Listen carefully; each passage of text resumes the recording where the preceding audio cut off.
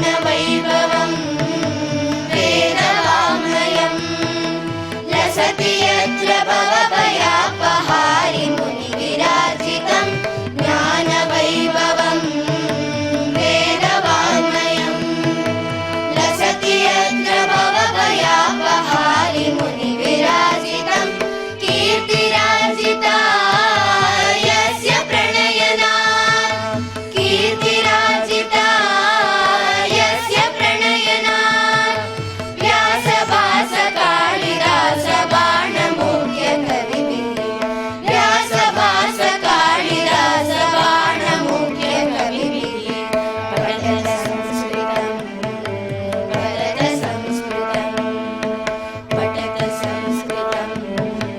वदत संस्कृतं लसतु संस्कृतं चिरं गृहे गृहे च पुनरपि लसतु संस्कृतं चिरं गृहे गृहे च पुनरपि पठत संस्कृतं वदत संस्कृतं पठत संस्कृतं वदत संस्कृतं स्थानमूर्जितं यस्य मन्मते वाग्विचिन्तका हि वाक्षु यस्य वीक्षमधुरतां स्थानमूर्जितं यस्य मन्मते वाग्विचिन्तका हि वाक्षु यस्य वीक्षमधुरतां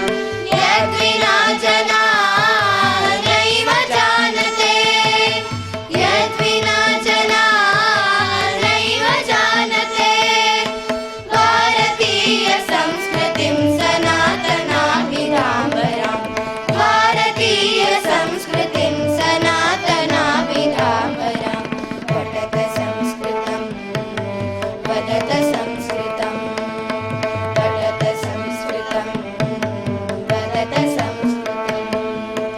जयतु संस्कृतं चिरं गृहे गृहे च पुनरपि